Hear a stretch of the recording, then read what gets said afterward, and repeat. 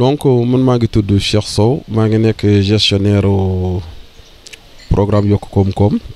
et Yokk Koom-Koom nag nekk programme bu bees boo xamante ni dafa nekk ci phase expérimentale nga xamante ni dañ koy essayer au niveau des communes de Mboro de Tivaouane et de Mékhé. Donc c'est un projet qui vient renforcer le programme de bourse de sécurité familiale ngi gën koo dëgëral indiwaale ay mesures d'accompagnement yoo xamante ni ñoom ñoo do nekk ci biir projet bi et mesures d'accompagnement yooyu nekk benn bu ci nekk ñëw pour contribuer jéem a xool naka la ni fexe ba soppi dund ni bénéficiaires yi mais aussi jéem a xool naka la ñuy def ba ñoom ci seen wàllu koom ñu gën a yokku gën a mën a am taxawaay ba ba génn ci li nga xamante ni mooy jafe-jafe yi nga xam ne mooy seen jafe-jafe dund. Donc loolu mooy projet Yokk Koom-Koom tey nag ñëw fii nag ci cadre benn CDD boo xam ne ñu ngi koy def Mbour pour jéem a xool naka la ni mën a def ba def extension bi au niveau de la commune de Mbour. Mais nag CDD bi dafa nekk loo xamante ni donc comme tout projet balaa ngay tàmbali dara dafa laaj nga diisoo ci waxtaan ci ak ñi nga xamante ni nii ñoom ñooy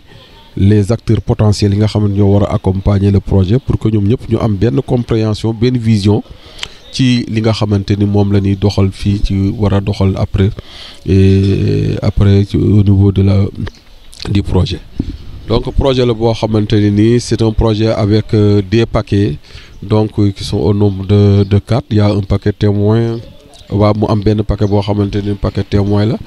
Am paquet boo xamante ni moom la ne woowee paquet social am paquet boo xam ne moom la ne woowee paquet capital am paquet boo xam ne moom la ne woowee paquet complet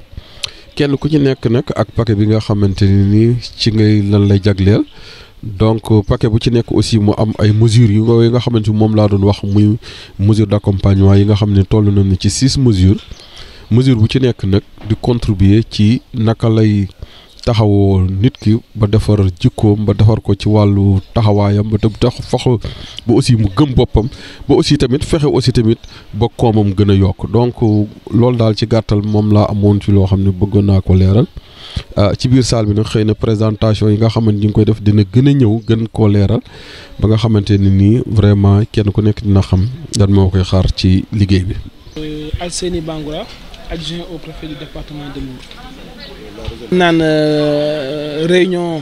comité départemental de développement mooy réunion bi nga xam ne préfet moom moo koy présider ak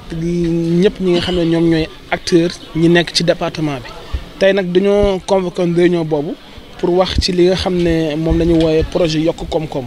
mu nekk projet boo xam ne dafa bokk ci li naan programme national de bourse de sécurité familiale mu nekk projet boo xam ne projet bu am solo la Mbour nag am chance 4 quartiers de Mbour ñu mën leen ci boole moo tax loolu ñun dañ koy rafetlu di ko rafetlu ñun ak acteurs yëpp sur le fait que Mbour donc ñu mën ko choisir pour que mu mën a abriter ce projet là très très important projet bi nag dafay nag mottali li naan l'ensemble des filets sociaux maanaam lépp loo xam ne taxawaay boo xam ne état am na ko dans le cadre du social parce que gis nañ ko à travers ci wàllum carte égalité des chances gis nañ ko ci couverture maladie donc universelle gis nañ ko ci yeneen projet yu bëri donc bii nag dafay ñëw rek doole ko ci yooyu surtout ci wàllum koom-koom parce que ku ne yokk koom-koom donc dañuy sóoraale ñi nga xam ne dañ leen a boole ci maanaam registre national donc RNU donc ñu mën leen ci boole ñu mën a profiter ci projet Yokk Koom-Koom. Donc moi c'est Madame Doucouré Fatimata, donc je suis chargée de la coordination du projet Yokk Koom-Koom au niveau de la délégation générale à la protection sociale et à la solidarité nationale. Projet Yokk Koom-Koom projet boo xam ne dafa ñëw pour jàppale dimbale ñi nga xamante ne dañu am bourse de sécurité familiale projet bi nag projet gëstu la ñu lëkkaloo ci ak Banque mondiale. mu nekk projet boo xam ne projet régional la parce que Sénégal la nekk waaye am na yeneen pays comme ñu tuddee leen les pays du Sahel comme la Mauritanie le Bénin le Burkina le Tchad ñoom ñëpp le Niger bokk nañ ci programme bu mel nii. Banque mondiale financé ko di ànd di tette ñi nga xam ne dañu am bourse de sécurité familiale pour ñu génn ci contexte jafe-jafe yi ñu nekk ci wàllu wut moo tax ñu mettre projet bi en place projet bi nag da leen di dimbale pour ñu mën a dem ci activité yoo xam ne da leen di day tax ñoom ñu mën a yëngatu ci dara donc dañuy ñëw financer leen mais duñu financer yem ci financement kese dañuy def tam lu ñu naan renforcement de capacité te loolu dafa am solo parce que dañuy am gëstu boo xam ne gëstu bu mag mu nekk une étude boo xam ne defoon nañ ko au niveau du Sénégal ñu gis ne nit ki dina bëgg a jóg pour yëngatu ci dara mais day am jafe-jafe pour dem bu fekkee ne loxoom jotul ginnaawam pour dem ci institution de microfinance yi wala institution bancaire yi parce que boo demee dañu lay laaj ana sa garantie ñu ne la ana sa apport li ngay indi pour ñu mën la lebal mais loolu yëpp bu dee yow da ngay am problème am jafe-jafe pour lekk day jafe nga ñëw ci banque bi pour mën a ne sama apport lii la wala sama garantie lii la donc loolu moo tax Banque mondiale jóg lëkkaloo nag ak gouvernement du Sénégal jàppale programme de bourse de sécurité familiale mettre en place projet bu mel nii pour mu jàppale ñi nga xam ne dañu néew di doole seen loxo jotu seen ginnaaw ñu mën a am ay activités yu ñuy yëngatu mais tamit ñu tàggat leen ci yenn xam-xam yi pour ñu mën a demal seen bopp donc loolu moo tax a jox le projet Yokk Koom-Koom ñu koy lancé nag di ko rafetlu tey fii ci commune de Mbour ñu am ci mbégte lool nekk doomu Mbour juddoo Mbour yaroo Mbour jàngee fi am mbégte taxaw tey di lancer projet bu mel nii au niveau de la commune de Mbour. waaw quartier yi nekk mooy Daaru Salaam waaw Mbour Séeréer Coose ak Grand Mbour waaw yooyu lañ nekk mais xalaat nañ aussi yaatal ko ci quartier yu mel ne Diamaguène 1 ak Diamaguène 2 parce que mooy quartier yi ma lim ñooy quartier yi nga xam ne ñu ëpp bénéficiaire ñi nga xam ne ñu ngi am bourse de sécurité familiale donc ci quartier yooyu lañ commencé lañ tàmbale pour Mbour boo xoolee ñu ngi ci laal 1000 bénéficiaires bu ñu ko wax ci loolu day nekk ñaari junni nit yoo xam ne dinañ leen projet bi dina leen touché te projet bi li si kii mooy projet test la maanaam test bi bu ñu ko réussir dinañ ko yaatal bénéficiaire bourse de sécurité familiale foo nekk ci Sénégal di nga ko mën a am donc projet test bi rek la ñu lancé nii extension test bi ci lañ nekk nii. niñ ko du ñu jébbal nuyu mais aussi dafa niñu su ngeen demee ngeen wax partenaires yi ak ñi nga xam ne ñoo teew ci CDD boobu ngeen remercier leen bu baax a baax ci seen présence ci seen engagement. mais aussi si jàppale bi nga xam ni ñoo ngi koy def pour que programme national de bourse de sécurité familiale mu réussir gis nañu depuis 2012 que on a depuis 2012 am na projets sociaux yu bëri ay couverture maladie carte d'égalité des chances bourse familiale yi nga xam ni gouvernement bi mi ngi ci góorgóorlu bu baax a baax a baax a baax te loolu mu ni mënul réussir tant que population yi autorité administrative yi délégué de quartier yi chef de quartier yi imam yi tous les acteurs jàpp ñu te su ñu xoolee bu baax comité de ciblage yi communautaire yi ñoom ñoo fa nekk mu ni ñu jëmbal leen ni programme bi su réussir ci yéen la waaye li nga xam ne moom moo ñu indi tey jii mooy projet Yokk Koom-Koom nga xam ne Banque mondiale moom moo ko dimbalee Sénégal programme Yokk Koom-Koom boobu dafa ñëw dooleeku ci programme national de bourse de sécurité familiale parce que du ñu yaakaar ni suñu la joxee ab xaalis bi nga xam ni da lay permettre nga xaw souffler tuuti waaye ñu ne la bu ñu la ko joxee di nga yóbbu xale yi école di nga ñàkk xale yi mais di nga wuti état civil di nga ñëw participer ci séance de sensibilisation du ñu ni loolu bu weesoo duñ la ciy tegal li ñuy wax bourse productive muy xaalis bi nga xam ne duñ la koy dolli pour que nga mën a def ay activités génératrices de revenu mu ni su loolu ñëwee dolleeku ci couverture maladie donc nga amaat santé xëy na dina la mën a nga tax nga am tuuti autonomie donc message bi du message dara lu dul message de remerciement ci ni ngeen farloo ni ngeen ñu yëgee ci programme bi ni ngeen ko defee seen programme bopp ñëw xool lan la ñu bëgg def ci projet Yokk Koom-Koom boobu nan la tëddee nan lañ koy doxale donc ñu commencé dès à présent ci njëlbeen ba xëy na xat-xat yi bëri na mais ci njëlbeen ba rek ñu ñëw toog ak yéen waxtaan ak yéen wéccante xalaat ni leen programme bi di nii la tëddee nii lañ koy doxale moo gën ñu bàyyi ba commencé que doogaa di ñëw di leen wax que ni lii ak lii la ñu bëgg a def. donc waxtaan boobu di ñëw di taataan seen xalaat ñëw pour dara lu dul taataan si seen xalaat defe leen nii li ngeen di def dëgg na jaarale leen ko fii xoolaat leen lii loolu moom moo ñu fi gën a indi pour déglu waaye ñëwuñu pour wax que tout simplement mais pour déglu ngeen ne defe leen nii xëy na dina baax. donc message boobu rek moom laa doon jébbal ñi nga xam ne ñoom ñoo fi teew. xëy na bëgguñu anticiper ci programme bi du programme national de bourse moom la ñu bëgg nit ñi gën ko xam tout simplement mais projet yokk koom-koom moom moo ñu fi gën a indi. moo tax man maa ngi ciy profité di ñaan sama collègue bi di Birame présentation bi muy def nii na nekk luy introduire la rek luy introduire rappeler rek ni programme bi kat bourse familiale nii la tëddee et cetera mais li nga xam ni CDD objectif bi dëgg mi ngi nekk autour du projet yokk koom-koom. donc préfet yow aussi ba ñu ñëwee su suba ba léegi yaa ngi ñuy dalal nga ñu sa bureau fekk na yaa ngi am liggéey ci affaire élection mais dañ ñu dalal ubbil ñu sa bunt waxtaan ak ñun yooyu tamit dam ci profité pour remercier la bu baax a baax donc loolu moom daal moom moo ñu taxoon jóg xëy na wax ji gudd na mais maa ngi leen di gërëm di leen sant jërëjëf. Donc nous sommes réunis aujourd'hui dans le cadre de cette réunion du comité départemental de développement qui a été donc axé autour du lancement du projet Yokku Komkom. Donc que nous avons vu qui est un projet inclus dans le cadre du programme national de bourse de sécurité familiale.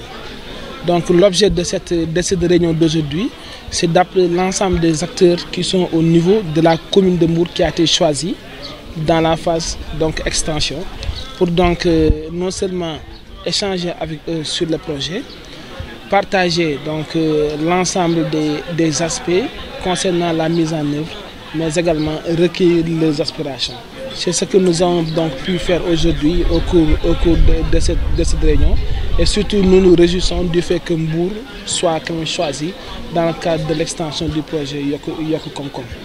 Maintenant, nous avons eu également à nous rendre compte que l'ensemble des acteurs, en tout cas de Mbour, ont bien apprécié l'utilité surtout du projet. Donc qui vient compléter toute cette panoplie de projets de filets donc sociaux mis en œuvre par l'État du Sénégal au niveau du département de Mbour. Yokku Komkom, en fait, c'est un projet d'investissement productif qui est uniquement destiné aux bénéficiaires de la bourse de sécurité familiale. Donc l'objectif, c'est de les appuyer à aller vers des activités génératrices de revenus. Donc c'est un projet qui est régional, donc je dis régional parce que c'est mis en œuvre par d'autres pays du Sahel, comme la Mauritanie, le Tchad, le Niger, le Burkina, le Sénégal. Donc c'est un projet de recherche-développement qui en principe nous permet dans la recherche de voir quelle est la meilleure stratégie à mettre en place pour appuyer les bénéficiaires de la bourse de sécurité familiale dans des activités qui seront des activités professionnelles mais aussi des activités pérennes. Donc c'est un peu le but qui est recherché à travers la mise en œuvre de ce projet que nous venons aujourd'hui de démarrer à Mbour, dans la commune de Mbour. Mais c'est un projet qu'on a démarré depuis l'année dernière. Et on est actuellement dans les régions de Dakar, de Thiès, avec le département de Tivaouane, mais aussi dans la région de Kaolack. Et on est aujourd'hui ici dans la commune de Mbour pour lancer le projet au niveau de la commune de Mbour. Ça concerne 4 quartiers? Oui, ça concerne. On est dans Dar Salam, on est dans Thiès. On est dans Grand Mbour également, et Mbour c'est le Kaw. Et on compte, on a également une autre liste, 2 autres quartiers qui sont sur la liste d'attente, qui sont les quartiers Diamaguène 1 et Diamaguène 2. Apparemment, il y a combien de bénéficiaires? Pour la commune de Mbour, donc aujourd'hui, si on prend le département de Mbour et le département de Thiès, on a 2000 bénéficiaires, dont 1000 bénéficiaires pour la commune de Mbour et 1000 bénéficiaires pour la commune de Thiès-Est. Donc dans l'extension, il y a également la région de Saint-Louis, donc le département de Saint-Louis, la commune de Saint-Louis qui est également concernée par cette phase d'extension que nous démarrons maintenant. Mesdames, Messieurs les représentants des maires, Mesdames, Messieurs les chefs de quartier, notables et leaders d'opinion, Mesdames, Messieurs les chefs de service, chers invités, Madame le ministre délégué m'a chargé de vous remercier pour votre présence à la présentation donc, du projet Yokk Kom Kom. Et ce matin, nous nous sommes rendus compte que, avec l'enthousiaste mobilisation, votre engagement, votre présence depuis ce matin dont vous faites le monde, prouve, si besoin en était, votre soutien manifeste, votre engagement aussi manifeste pour lutter contre les inégalités sociales. Et vous avez remarqué aussi que depuis 2012, sous le leadership du président Macky Sall, il y a plusieurs politiques sociales, ou bien plusieurs filets sociaux du moins, qui ont été mis en œuvre pour rendre notre société beaucoup plus égalitaire, pour que nul individu ne se sente exclu du progrès économique et social que porte le plan Sénégal émergent. Madame le délégué m'a chargé aussi de vous dire qu'en sus d'avoir enrichi l'armature institutionnelle de notre État en cette matière délicate de la protection sociale et de la solidarité nationale, le président de la République a suffisamment armé le gouvernement du Sénégal pour bien l'engager dans la lutte contre la vulnérabilité et pour la résilience. La diversité des outils, des filets sociaux mis à l'œuvre illustre le dessein de ne laisser aucun groupe social sur le quai. Tout le monde doit prendre le train du développement économique et social qui a déjà reconnaissons-nous, fier allure. Parmi ces armes de lutte contre l'exclusion sociale et la vulnérabilité, je citerai notamment l'allocation de bourses de sécurité familiale aux ménages les plus démunis, la carte d'égalité des chances en faveur des handicapés, la couverture maladie universelle, la revalorisation des pensions de retraite, la gratuité de la césarienne et l'amélioration des niveaux de revenus des travailleurs. Aujourd'hui, nous nous retrouvons ici pour élargir cette panoplie de filets sociaux avec le projet Yokk Kom Kom qui va faire tout à l'heure l'objet d'une présentation par Madame Doucouré, la cheftaine du projet Yokk Kom Kom. Somme toute,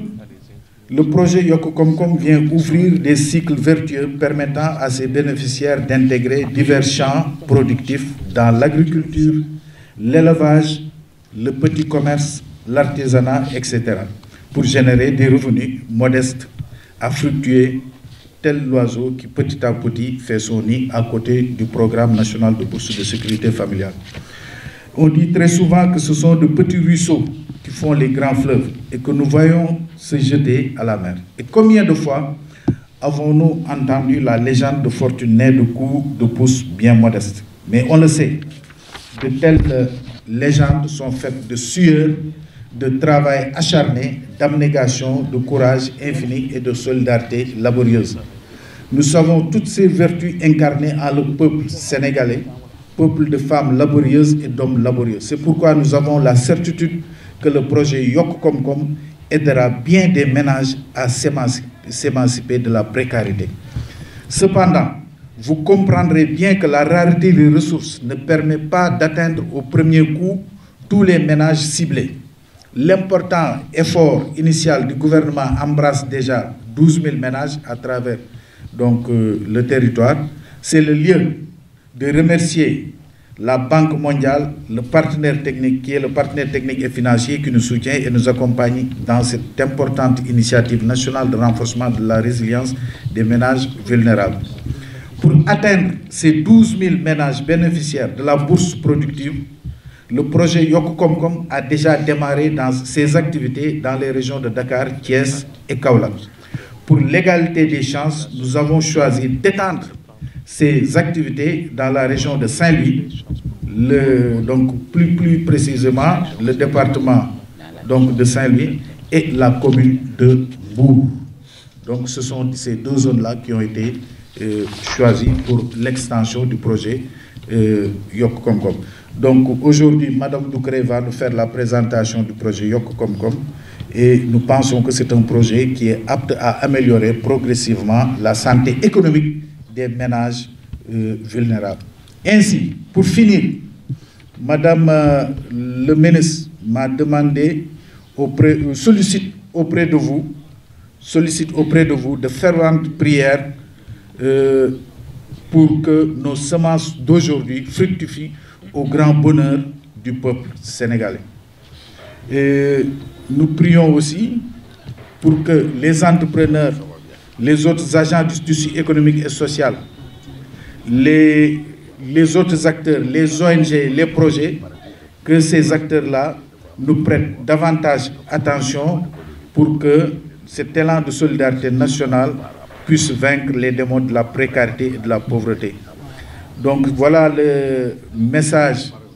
que Madame le délégué m'avait demandé de vous transmettre, tout en vous remerciant encore de votre engagement, de votre soutien, de votre présence pour nous accompagner dans la réussite de cet important projet social pour les bénéficiaires du programme national de bourse de sécurité familiale. Je vous remercie de votre aimable attention.